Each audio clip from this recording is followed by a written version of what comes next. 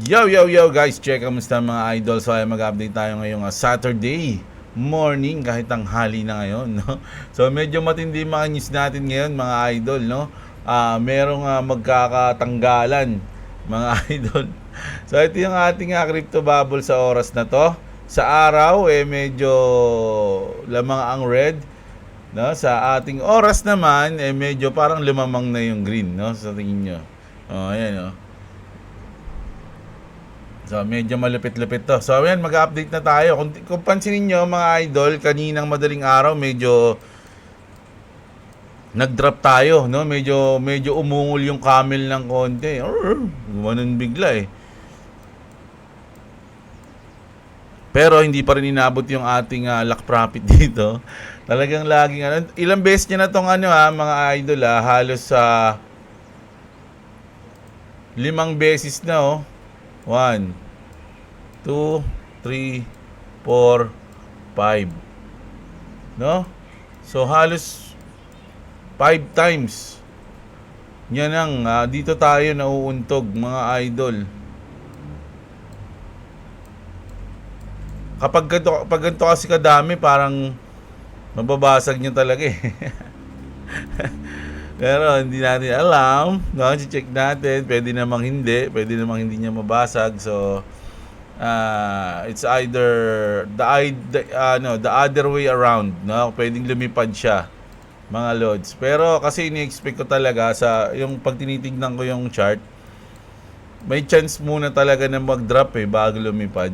Mas malaki yung chance nun, mga idol. Kaya nga yung mga panalo ko, hindi ko muna binubudega, iniipon ko muna. Para once na mag-drop siya, doon ko na lang ibubuhos, no? Doon tayo magbubudega. Parang ganun yung naisip ko, hinihintay ko siya. Kaya sa ngayon, nasa USDT yung aking mga konting panalo sa trade, no? Konti lang yun, mga idol. So, once na medyo makita na natin yung drop, kasi ilang beses niya nang tinamaan, baka sa susunod magtagumpay na siya. Aangat man to, pwedeng umangat to ng ganyan, no? Sumumpog din siya dyan sa ating resistance. Tapos sa kanya to basagin, mga idol, no? Ayun yung naiisip natin, no? O yung nakikita ko sa chart, mga idol. Mas lamang siya kaysa sa tagusin niya to. Ayan, pwede rin naman to, no? Hindi natin alam, pero parang 60-40 ako dito 40% na tagusin niya to, parang 60% na magbaba muna siya, mag-drop muna siya bago siya lumipad pataas, no? Kasi dito sa part na to, mga idol, kung i-day natin, kung ako si market maker, no? Ang laki ng liquidity dito, mga lods sa baba niya yan. So ang laking pera niyan, halos mga millions of dollars, billions of dollars yung nandyan pag tinamaan niya yan. No, pagka niliquidate niya yan, malaki mo kuha, no? Kaya kung ako si market maker, mukhang ililiquidate ko muna yan bago ko paliparin, di ba? Pag kinuha ko na to, saka tayo lilipad. Ganun, no? Ganun yung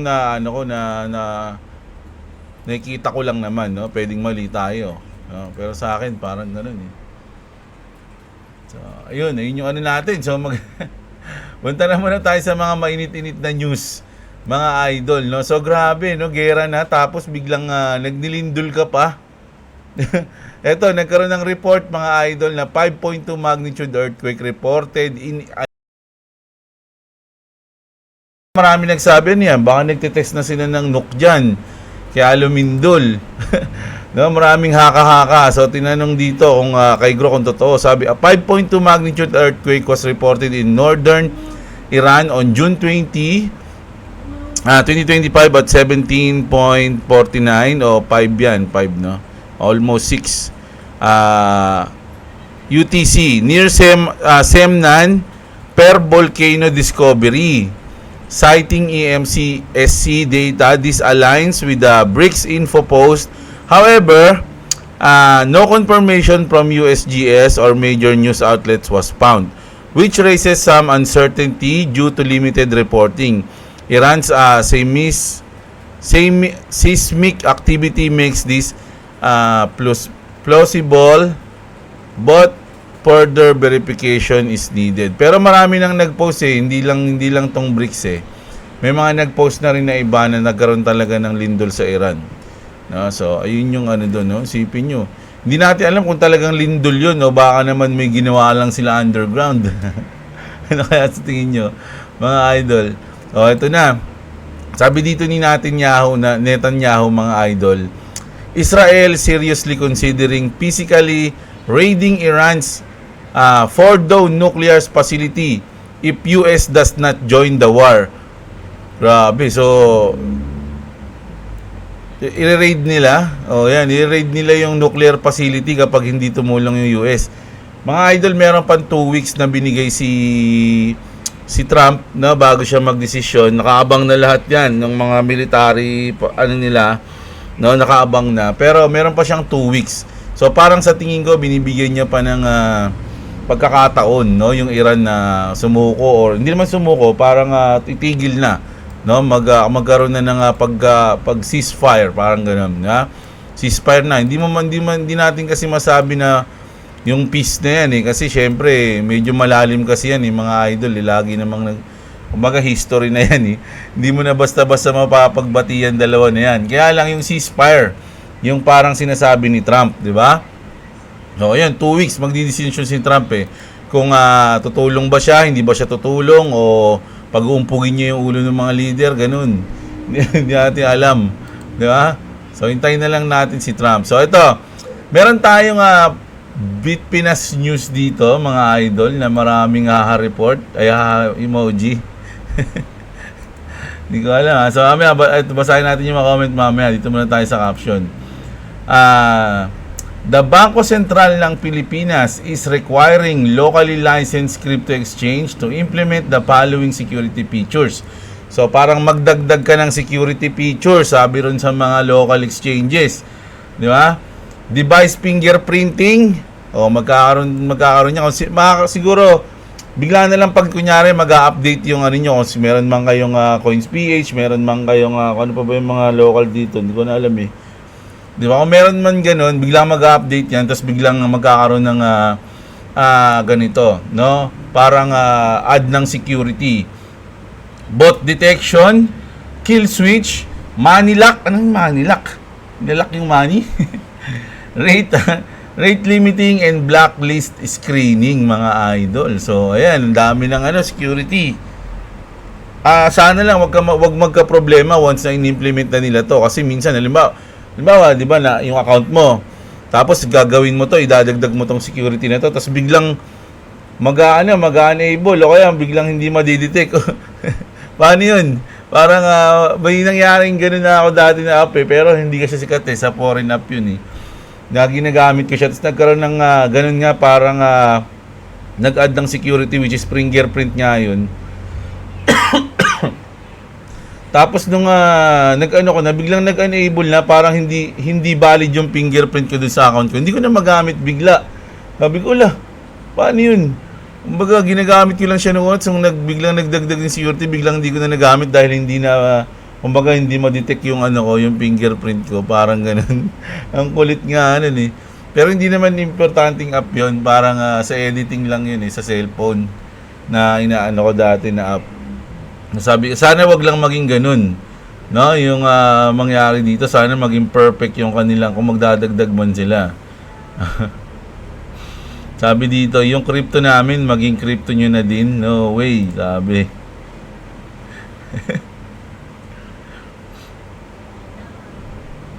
Show serious they are about tightening security in the space. As adoption grows, trust and protection become just as important as innovation. So sa akin, goods to, no? Mukhang pwede naman yon, talaga na gusto lang talaga nilang patibayin yung security ng mga crypto exchange, no? So goods yun kung tutusin talaga, kung maganda yung plano talaga nila, no? Ito naman, nakita ko rin ito sa Bitpinas, mga idol, si John Galt, a widely followed crypto commentator, said that he is widespread sign of a market top, pointing to growing institutional and political involvement, excessive enthusiasm, and technical similarities to past cycle ending. Sabi dito, it will not reach new all-time high, no alt season nakalagay dito, no? This means that alts will be crushed in the bear. Ethereum folks are still holding out hope to break the all-time high this cycle, but once the cycle is confirmed over by BTC, that last speck of hope will be gone. Ethereum is worth over 30 billion, long way down. Sad to say, but it is what it is, sabi niya. So parang sinasabi niya hindi na magkakaroon ng alt season kasi hindi natatamaan ng hindi naabutin ulit ng Ethereum yung kanyang bagong all-time high. No, parang ganoon. Naniniwala ba kayo doon, mga idol? Sa akin medyo hindi, no? Ako, sa akin magkakaroon pa rin ng all-time high. Parang yung usual cycle natin mangyayari pa rin 'yun. Ganoon naman lagi 'yan pag malapit na mag-pump eh.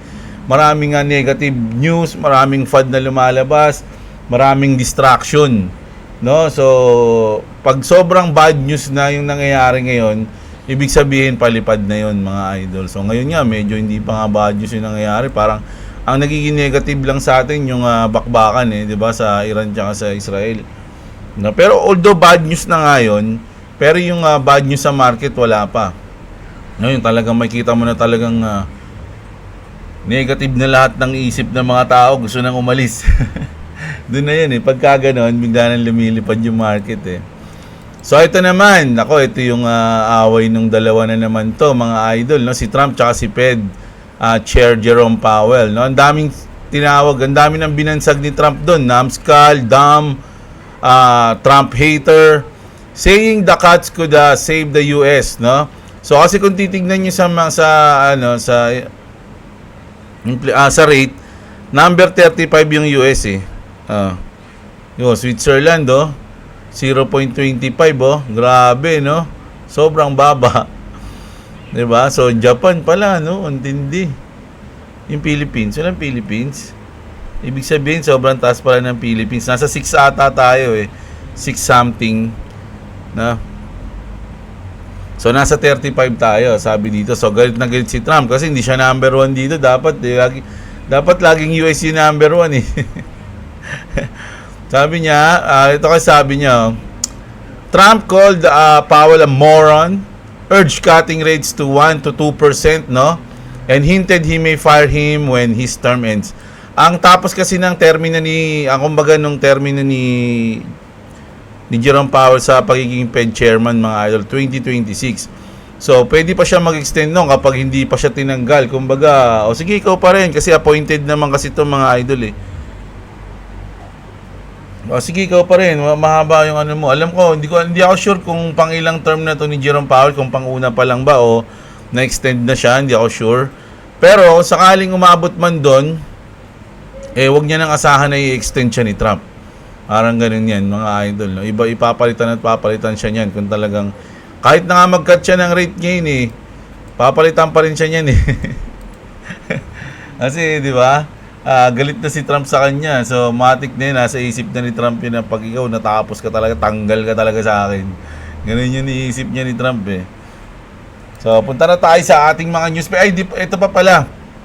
Dahil nga mainit yung bakbakan nitong dalawa na to, mga idol, nagsalita si Fed Governor. Ayan Fed Governor Christopher Waller says they could cut rates as early as July, mga idol, no? So, medyo nabuhayan yung mga tao nung binalita to ni Christopher na pwede pala mag-cut sila, no? Parang wala namang wala namang FOMC nun. Kasi kung titignan natin dito sa forex calendar natin,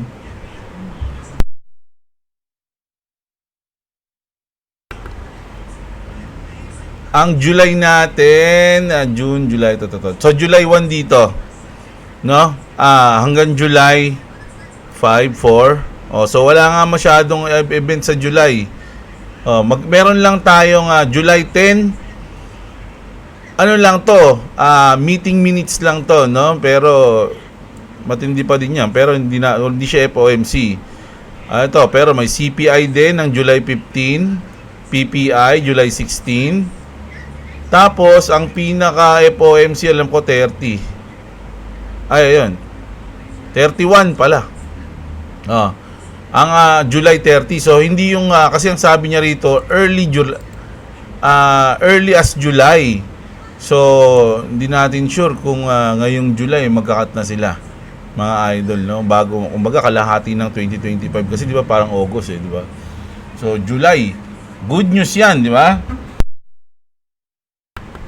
May chance pa tayo magbodega ng isang buwan. Bago nila paliparin yung market, mga idols. No? So, ayun, hintayin na lang natin yan. Tapos, si Elon Musk, mga idol, dahil nga nagpalit siya ng profile picture na isang rocket, no? Maraming nagsabi na, nako, mukhang pabulra na tayo o paangat na tayo. Or, yung kanyang ex-payment, kumbaga, yun yung parang pinapahiwatig niya, di ba? Magkakaroon sila ng parang uptrends to something. Hindi natin alam kung ano. Pwedeng market na kabuuan or yung meron lang siyang specific, no, na tinutukoy o pinahihiwatigan kumbaga. So alam naman natin na yung Doge is nakadikit na yan kay Elon Musk, mga idol. Pero meron din na mga bali-balita sa history na meron din siyang kumbaga involved din siya sa XRP long time ago, parang decade ago, 10 years ago ata, meron na siyang hold na XRP, parang gano'n yung nabasa natin, napanood natin. Pero di umano lang yun. Sa ngayon, parang nakapokus yan siguro yung mga tagasunod ni Elon Musk sa Doge. If ever yan, mga idol, na dahil nga ganito yung kanyang ginawang profile picture. No? Marami na agad nag-post niyan. Nako, bull run na kasi ganito na yung ni Elon Musk. Diba?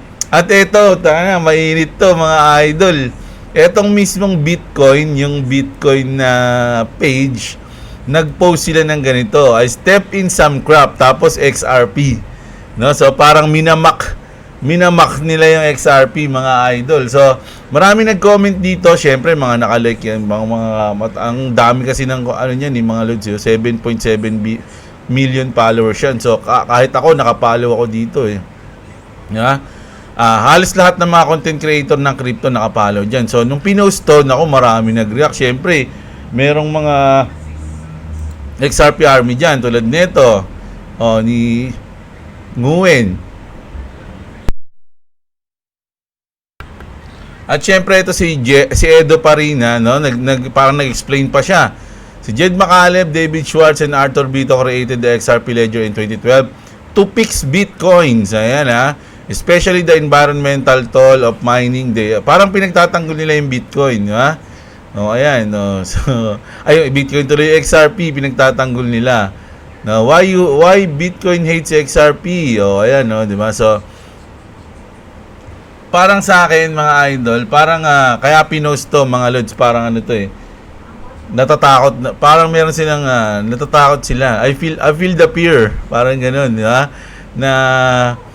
Ba't kailangan nilang parang personally mag-post ng ganito kasi parang kinakabahan na sila, mga idol. Para sa akin, pahiwatig to na papalitan na sila ng XRP. Di ba? Grabe. So, saan na ba yun? Meron lang yung bear. No, ito, ibaba ko lang pala. So, gumanti ngayon si Passy Bear. Ayan. Fix it, sabi niya. I step in some beta test coin. No, ayan, nakalagay. Bitcoin naman nakalagay. Nagbabanatan na yung mga mga content creator. No? So, kasi nga sabi dito ni Edo Parina, mga lodi, no? BTC equals beta test coin. XRP is the final product. So, parang yung mga Bitcoin maxi, syempre, magagalit din sila. Diba? Dito, natutuwa sila, syempre. Dito. Pero sa balita na laging sinasabi yung beta test coin dun, ayaw nila yan. Kasi itong post na to ni David Schwartz nung April 19, 2019. Ba't April to? Si Avril Lavigne. April 1. Sabi dito, mga idol, no? How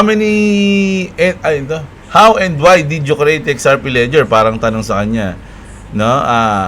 To solve for the waste and scalability issue that we observe with Bitcoin, no? Ayun yun, no? Parang ayun yung pinoint niyan. So, yung kasi sobrang ang mga pansin kasi niyan mga idol, kailangan mo ng energy para ma-mine mo yung Bitcoin eh. 'Di ba? Kumbaga para lumabas siya. Pero yung XRP kasi isang bagsakan, nung ginawa yun, nandun na lahat yun, isang bagsak. Boom. 100 billion. Ganun. Ha? So, ayan. Nagkakaroon sila ng bakbakan.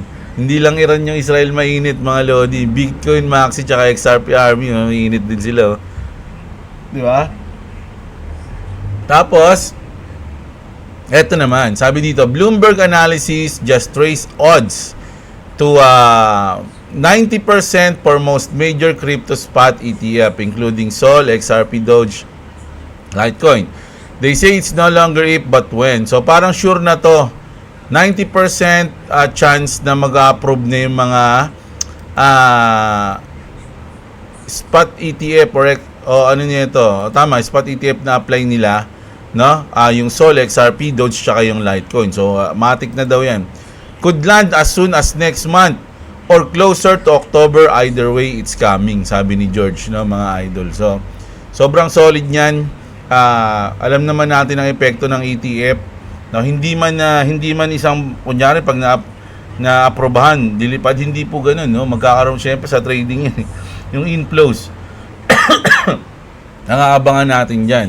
So ang pinakamarami talaga dito is Solana at XRP na maraming nag-apply ng ETF, no? Yung Dogecoin, 3 pala nag-apply sa Dogecoin. So ayan. Pero ang parang 90% sure pa lang, Litecoin, Solana, XRP, and Doge. Itong 4 na to. Ito yung sure na parang ma-aprobahan daw talaga, mga 90% na, no? So ayun mga idol. Speaking,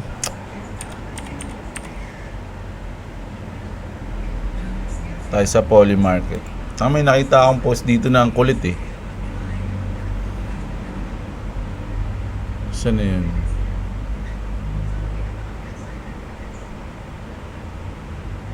Pinost yung yung chance o yung odds na lalabas yung game na tawag dito GTA. Parang sino mauna, lalabas yung game na GTA o darating na babalik na si Jesus Christ sa mundo. Susunduin na tayo. May ganong post eh, nawala. Puta, binara siguro nila yun. Anong yan? Ang kulit kasi ng post na yun eh. Nawala na, putya ragis yun. Sabi ko na dat, sinave ko yun eh. Sa cellphone ko kasi nakita yun mga idol, hindi dito sa PC. Dat pala, ni-screenshot ko na lang eh. Nawala eh. Sino kaya nakasave nun? Chance ng nuclear weapon detonation in 2025, 20%, no?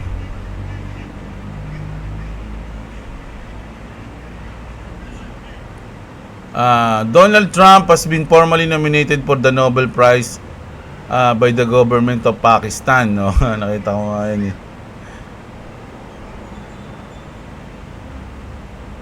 Nawala na, sorry mga idol, sayang. Ang ganda, screenshot ko na lang yun. So, speaking, XRP Ledger embraces decentralized governance with the upcoming launch of XAO DAO.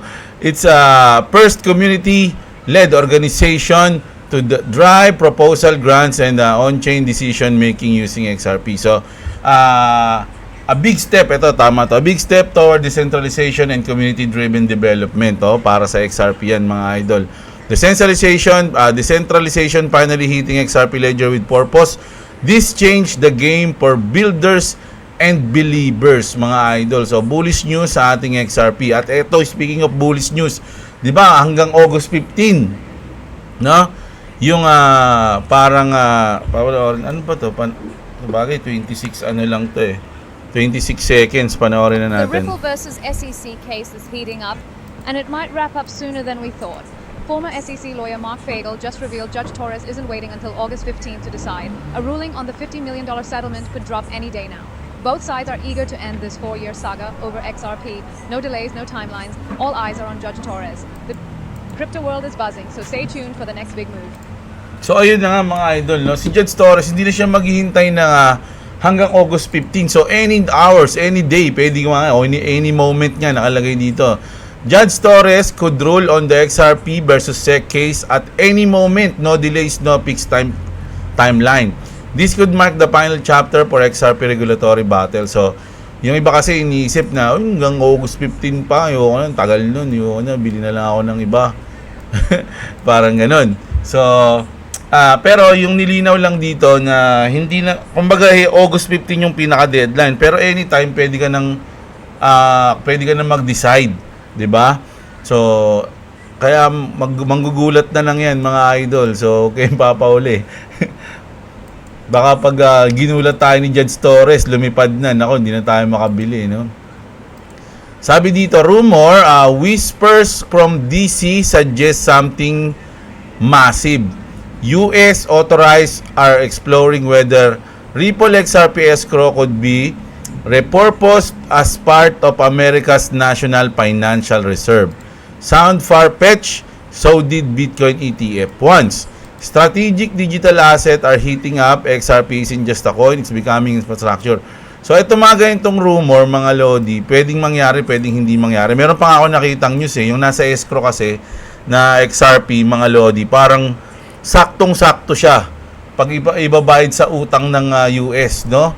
Pag ginawa mong 10,000 ata isang XRP o 1,000, merong mga ganong news Kaya lang syempre, parang sobrang sobrang hype na news, parang hindi na totoo. So hindi ko na sinasama. Pero nakikita ko na may mga yung calculation nila, may calculation pa kasi silang haba Kinalkula nila ganyan-ganyan na kung gagawin daw ni Trump na ganito, na ang ipambabayad is crypto, which is saktong-sakto yung nasa escrow ng XRP na nasa escrow, mga idol, no? So pwedeng ganun daw ang gawin, no? So may mga ganung news pero hindi ko na sinama kasi.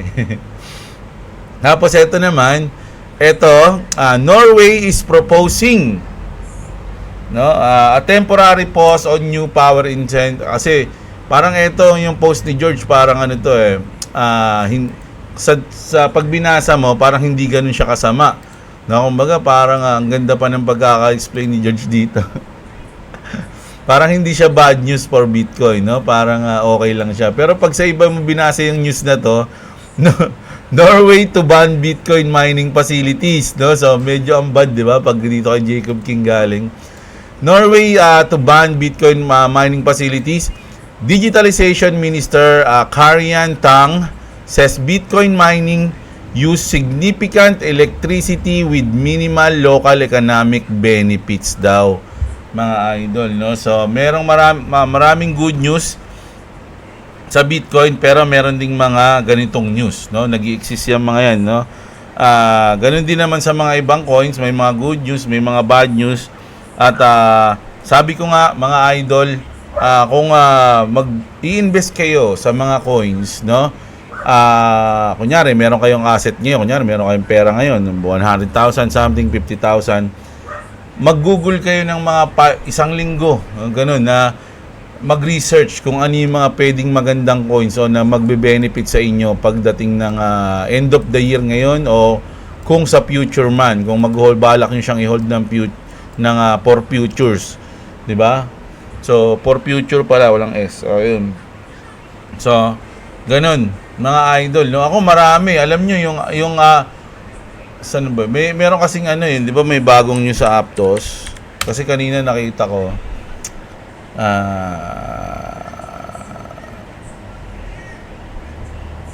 merong parang Wyoming ba? Basta may nag-adapt sa Aptos mga idol di ba? Tapos tinignan ko yung chart niya, APT. Ang ganda.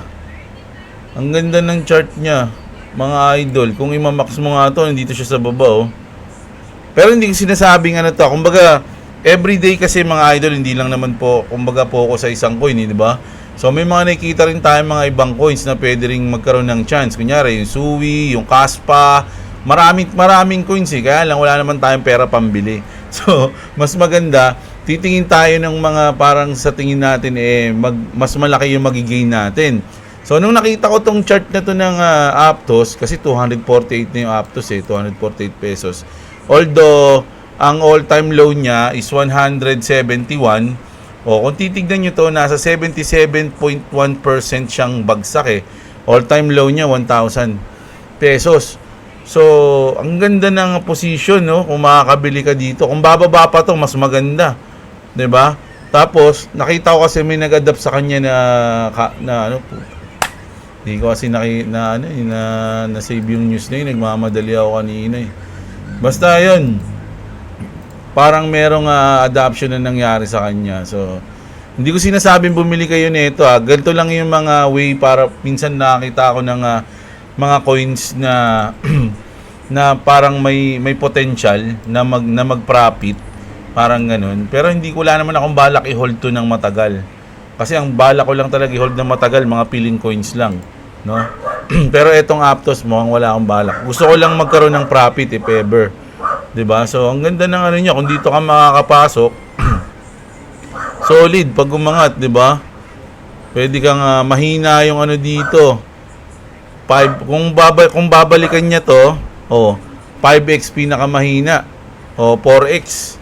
'Di ba? Kung yung all-time high niya babalikan niya, 'di ba? So, ang ganda.